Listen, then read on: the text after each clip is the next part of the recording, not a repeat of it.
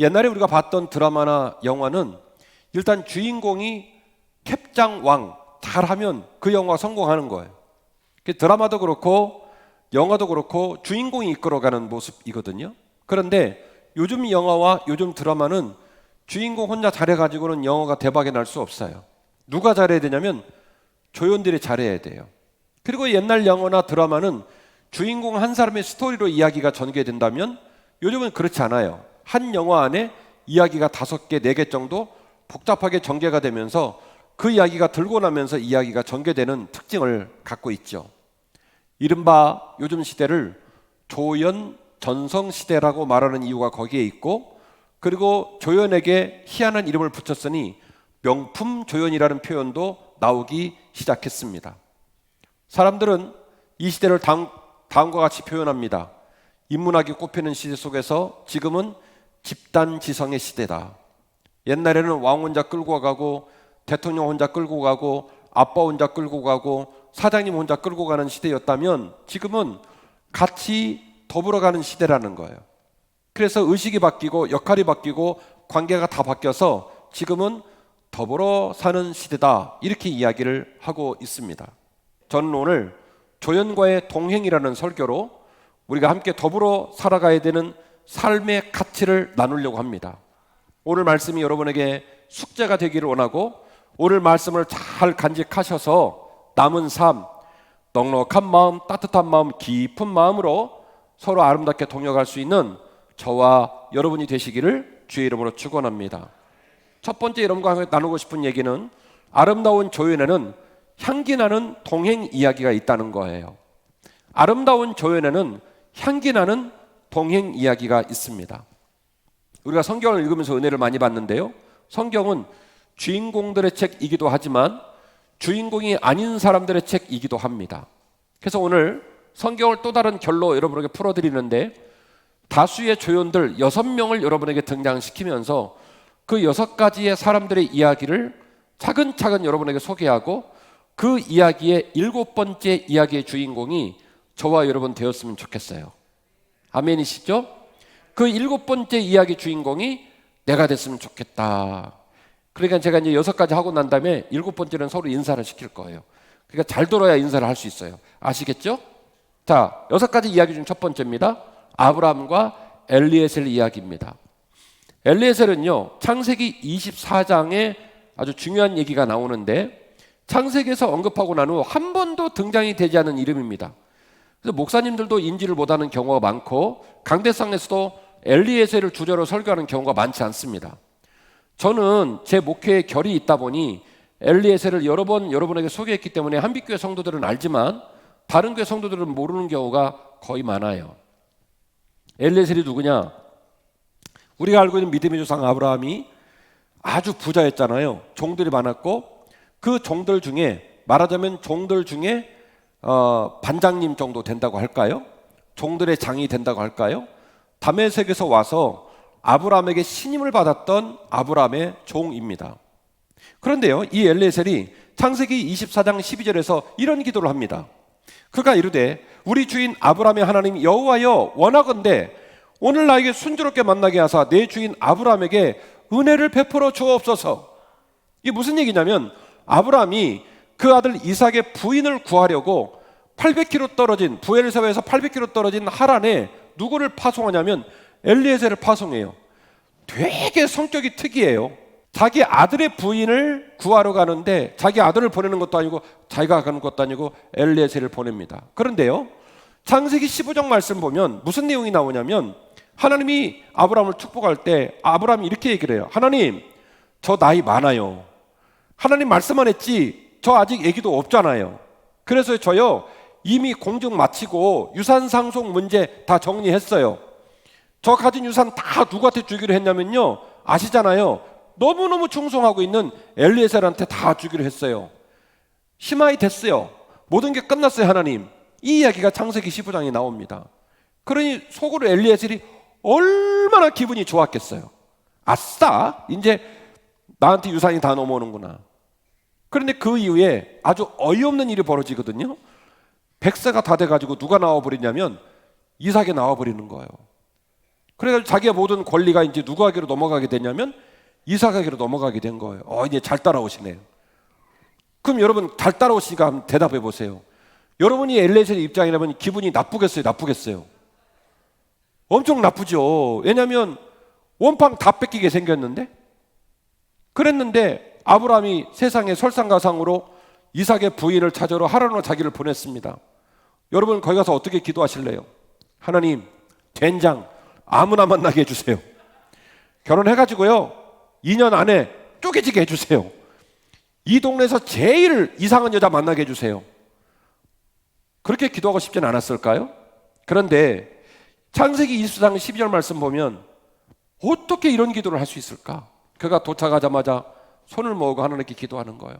하나님, 우리 주인 아브라함의 아들 이삭의 부인을 제가 만나려고 왔는데요, 오늘 순적히 만나게 해주시고 하나님의 은혜를 베풀어 주시되 저에게 은혜를 베풀어 주실 것이 아니라 저의 주인 아브라함에게 은혜를 베풀어 주세요.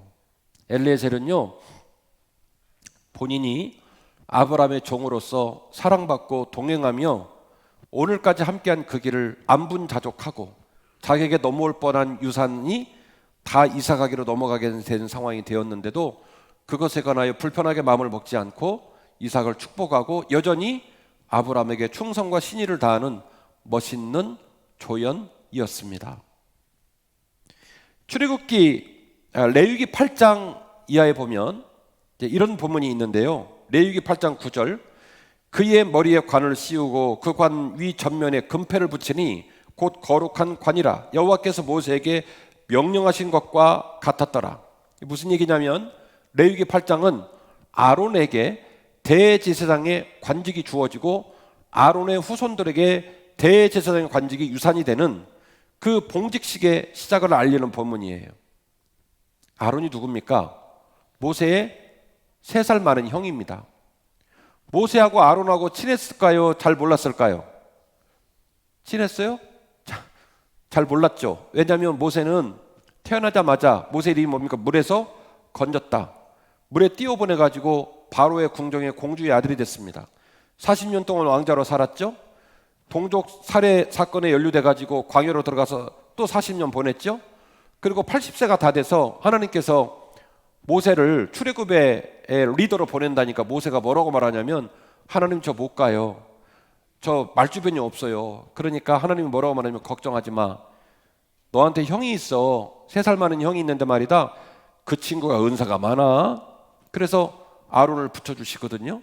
사실은 형이지만 우리들이 아는 것처럼 여러분이 대답을 못했던 건, 아니 형제가 잘 몰랐을까 싶은 반응을 보이시잖아요. 좀 특이하게 살았잖아요. 나중에 만난 형하고 동행을 하는데 그 동행의 발걸음이 얼마나 귀했나 몰라요. 출애굽을 시킬 때 10가지의 재앙이 이루어지는 그 복반에 끝까지 아론은 모세 곁에 붙어 있고, 광야를 여행할 때도 여전히 아론은 모세 곁을 지키면서 모세가 민족의 지도자가 다 될 수 있도록 격려해 주었고요. 그러나 그럼에도 불구하고 성격이 좀 우유부단했는지 시내산에서 하나님의 법궤를 받으러 말씀을 받으러 올라갔을 때, 십계를 받으러 올라갔을 때 백성들이 금붙이 가져온 걸 가지고 또 송아지 만들어 가지고 3,000명이 죽는 이런 어이없는 일이 벌어지잖아요. 이렇게 오르락내리락 질고가 많은 그런 모습이었는데, 그런데 이 모세는요 아론을 민족의 지도자로 잘 격려해주고 인정해주고 그렇게 이끌어줍니다. 그래서 레위기 8장 1절 이하의 본문을 보면 이제 제사장의 모든 권리를 모세와 분리시켜서 누구에게로 위임하냐면 아론에게로 위임합니다. 그래서 모세는 모세대로, 아론은 아론대로 투트랙으로 백성의 지도자의 역할과 백성의 종교 지도자의 역할을 둘이 잘 감당하면서 동행을 해나가는 그런 동역으로 말미암아 광야 40년의 삶을 잘 통과할 수 있었다는 거죠. 민수기 14장과 여호수아 14장에는 여호수아와 갈렙 이야기가 나와요. 민수기 14장은 이스라엘 백성이 출애굽을 한 후 약 2년여 기간 동안에 가데스 바네라는 그런 평야지를 만나서 이스라엘 민족이 들어갈 가나안 땅을 바라보게 되어지고, 그리고 40명의 정탐꾼을 들여보내고 그 정탐꾼이 40일 동안 12명의 정탐꾼을 들여보내고 40일 동안 정탐을 하고 난 다음에 정탐 보고를 합니다. 무려 10명이 이렇게 말합니다. 그들은 아낙 자손이고 네피림 족속이다. 그들은 거구이고 우리는 그들 앞에 메뚜기 같고 그들의 성읍은 크고 우리는 절대로 그 땅에 못 들어간다. 그때에 이 여호수아와 갈렙이 옷을 찢어요.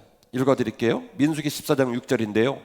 그 땅을 정탐한 자 중 눈의 아들 여호수아와 여분네 아들 갈렙이 자기들의 옷을 찢고 이스라엘 자손의 모든 회중에게 말하 이르되 우리가 두루다니며 정탐한 땅은 심히 아름다운 땅이라 여호와께서 우리를 기뻐하시면 우리를 그 땅으로 인도하여 들이시고 그 땅을 우리에게 주시리라. 이는 과연 젖과 꿀이 흐르는 땅이니라. 할렐루야. 오직 여호수아와 갈렙만이 그 땅은 여전히 하나님이 우리에게 약속하신 젖과 꿀이 흐르는 약속의 땅이라고 선포합니다. 자, 이 민수기 14장에서 여호수아하고 갈렙이 신분의 고하가 있습니까 없습니까? 없어요.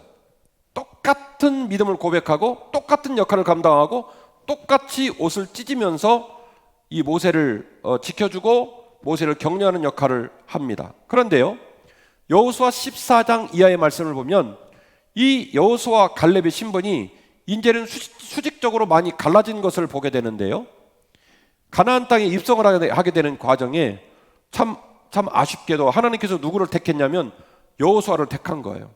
그래서 여호수아는 모세를 이어서 민족의 지도자가 되고, 그리고 갈렙은 넘버 2가 된 거죠.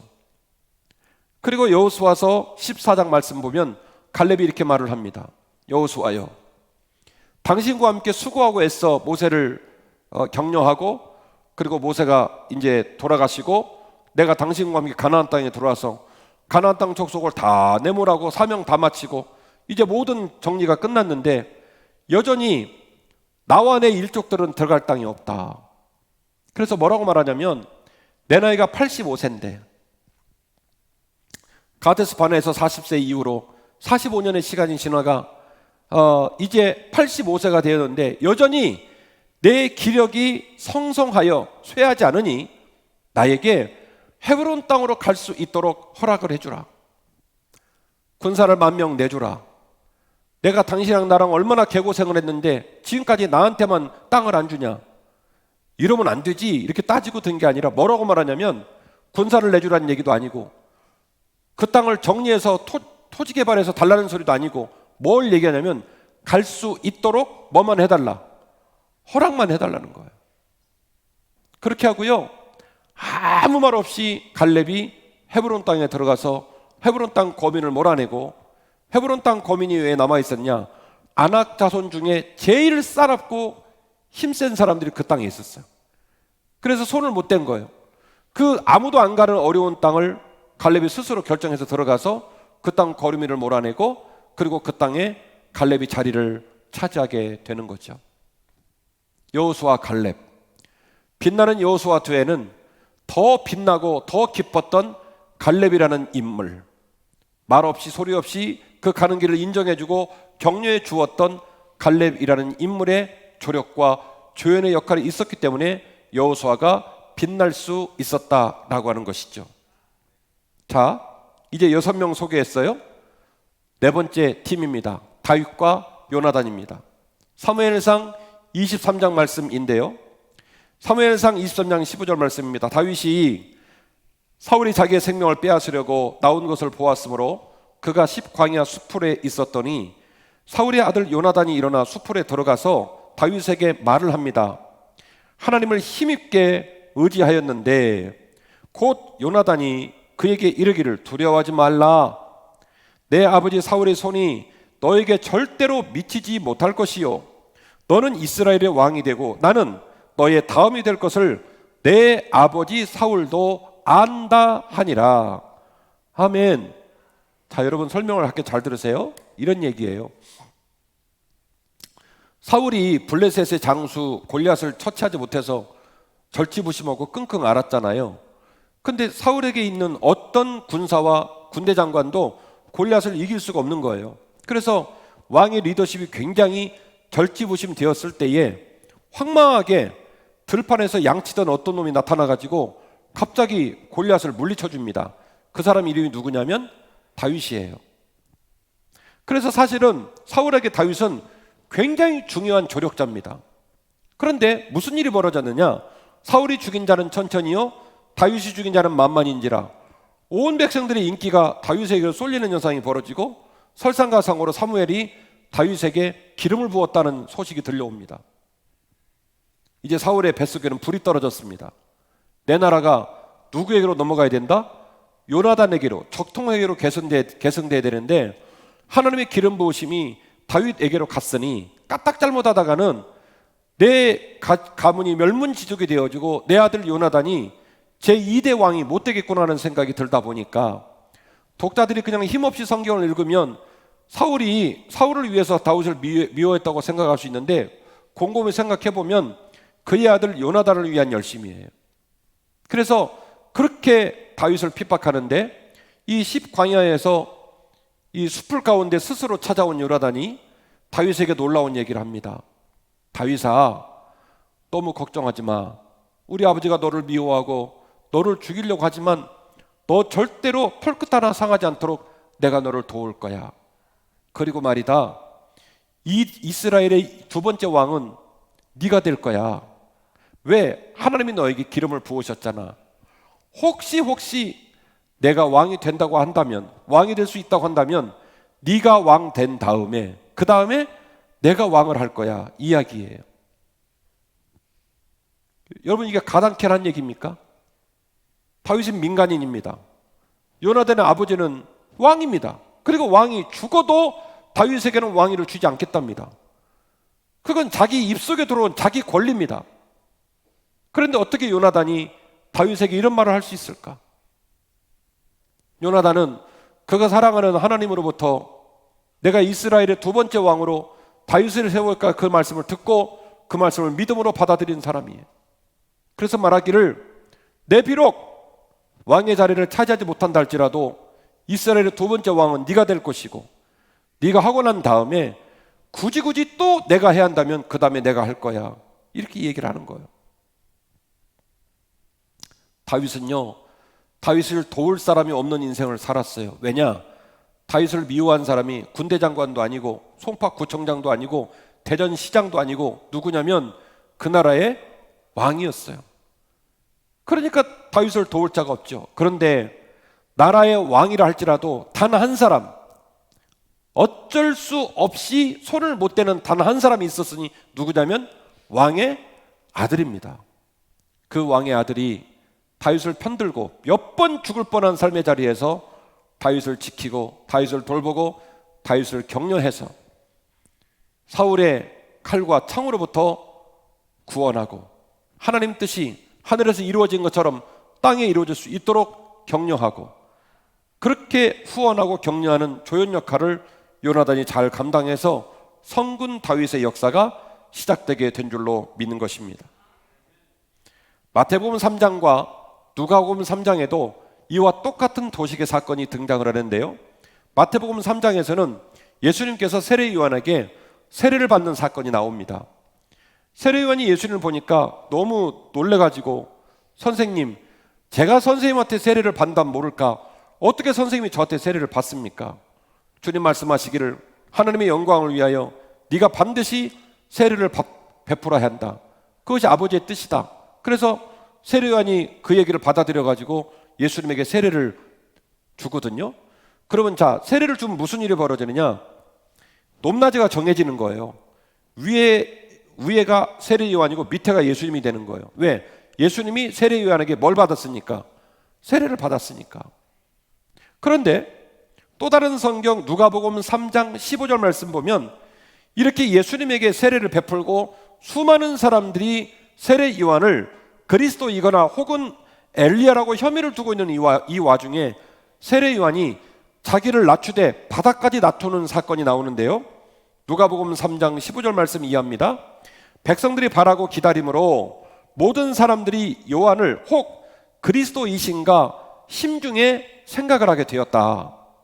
요한이 모든 사람에게 대답하이르되 나는 물로 너희에게 세례를 베풀거니와 나보다 능력이 많으신 이가 오시나니 나는 그의 신발끈을 풀기도 감당하지 못하겠노라. 그는 성령과 불로 너희에게 세례를 줄 것이다. 구약 성경은 이 신발끈 부분을 뭐라고 써놨냐면 신들매라고 써놨어요. 이 고대 팔레스타인의 신발은 바닥만 있는 신발이에요. 여러분 왜 그 로마 영화 보면 로마 사람도 바닥만 있는 신발 신고 다니죠?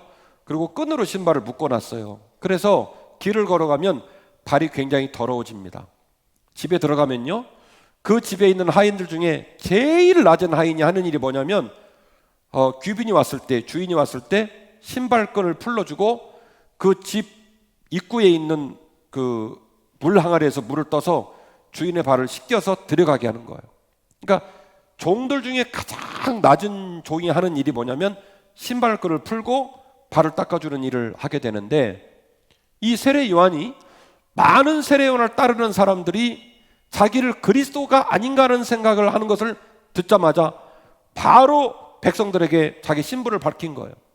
세례 요한은 광야에서 약대토를 입고 메뚜기와 석청을 먹고 회개하라, 천국이 가까웠다 막 선포해가지고 이미 빅스타가 되어 있어요. 수요 통성령 집회를 참석하는 분들은 기억이 나시겠지만 말라기서에서 이미 오리란 엘리야가 세례 요한이라고 사람들이 다 말하기 시작했어요. 그래서 세례 요한을 엘리야라 말하기 시작하고, 또 오늘 소개한 본문에 따르면 그리스도가 아닌가 혐의를 두기 시작했어요. 그러면요, 가만히 못 들은 척하고 있으면 이제 킹 왕짱 되는 거예요. 가만히 있으면 그 모든 권리와 그 모든 존경이 자기에게 오는 거예요. 근데 세례 요한은 자기가 확보한 모든 리더십을 누구에게 위임하냐면 예수 그리스도에게 위임합니다. 예수님은 목수의 아들이었습니다. 주목받는 직업을 가진 집도 아니고, 그리고 이미 예수님에게는 팀도 없고, 예수님이 급하게 팀을 12명 꾸몄는데 전부 갈릴리 바다에서 물고기 잡는 어찌리 삐찌라는 사람들을 모아놨습니다. 앞만 봐도 출발이 쉽지 않아 보입니다. 앞만 봐도 백성들이 인정하기가 쉽지 않아 보입니다. 그런데 주의 첩경을 평탄케 하는 사명을 가진 걸출한 인물 세례 요한이 온 백성의 주목을 받는 자리를 마련하고 난 후 그 모든 권리를 누구에게 위임하냐면 주 예수 그리스도에게 위임해서 그의 가는 길을 넓게 하고 그의 가는 길을 열어주는 놀라운 사명을 누가 감당하냐면 세례 요한이 감당을 하더라는 겁니다. 마지막 6번째입니다. 오늘 본문의 말씀 사도행전 11장 말씀을 읽으셨는데요, 이런 얘기예요. 스데반 집사님이 돌 맞아 죽은 얘기 기억이 나시죠? 그래서 예루살렘과 유대에 있는 사람들이 너무너무 놀래가지고 여기 있다가는 맞아 죽을 수 있겠구나 싶어가지고 막 흩어지기 시작했습니다. 그래서 북쪽에 수리아 지역의 안디옥에 많은 사람들이 모여들기 시작하고 주를 믿기 시작해서 예루살렘 교회에서 그 안디옥 교회를 세우고 안디옥 교회에 모여지는 신자들을 잘 관리하기 위해서 제일 뛰어난 리더 목사님을 하나 파송하는데, 그 목사님 이름이 바나바예요. 바나바.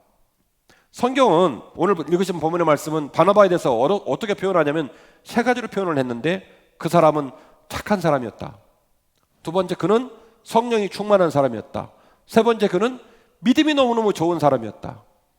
이 세 가지의 이유와 원리 때문에 바나바를 안디옥 교회에 급파를 합니다. 그는 착한 사람이었고, 그는 성령이 충만한 사람이었고, 그는 믿음이 충만한 사람이었다. 바나바를 안디옥에 보냈는데요, 안디옥에 바나바가 가보니까 이게 듣던 것보다 훨씬 더 사람이 많이 모이고 그리고 규모가 커요. 아무리 생각해봐도 이게 본인 스스로 될 일이 아니라 생각을 하셨어요. 그래서 그 길로 바나바가 어디를 가냐면 그보다 더 북쪽에 있는 길리기아 다소에 가서 누구를 데려오냐면 바울을 데려와요. 바울이 어떤 인물입니까? 열심히 특심한 인물입니다. 가말리엘의 문화를 수학한 사람입니다. 히브리 문학, 헬라 문학 출중합니다. 날 때부터 로마의 시민권이 있습니다. 딱 봐도 걸출한 리더요, 사람들에게 주목받는 리더가 될 수 있는 사람입니다. 그 사람 데려오면 자기는 넘버 2가 되거나 넘버 3가 되거나 혹은 그림자가 될 수 있는 가능성이 매우 농후해 보입니다. 여러분 같은 그런 사람 데려오실래요? 못 본 척 하실래요? 너무 질문이 갑자기 들어갔죠? 여러분 같으면 그런 사람을 가서 데려오실래요? 못 들은 척 하실래요? 아마도 못 본 척 못 들은 척 하지 않겠습니까? 근데 바나바는요, 그 길로 달려가서 바울을 데려와요. 바울은 그런 뛰어난 리더였지만 바울에게는 또 다른 이면이 있습니다. 그는 경력 단절자입니다. 요즘 우리네 말로 말하면 다메섹 도상에서 주님을 만난 이후로 그가 바리새파 사람으로서 출중한 리더십을 살았던 그 인생이 끊어져 버렸습니다. 다메섹에서 3년, 길리기아 다소에서 10년, 무려 13년 동안 경력이 단절됐습니다.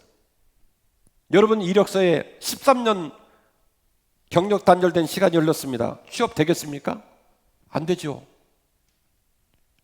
옛날에 잘 나갔던 영광은 온데간데 없고 다메섹 도상에서 주님 만난 이후로 인생이 엉망진창돼가지고 그냥 고향에 가서 처박혀 있는 거예요. 그리고 더군다나 예루살렘과 유대아에 있는 수많은 기독교인들은 그가 바리새파 사람으로 예수를 따르는 자들을 얼마나 핍박했는지 지금도 너무너무 바울만 말하면 이가 갈립니다.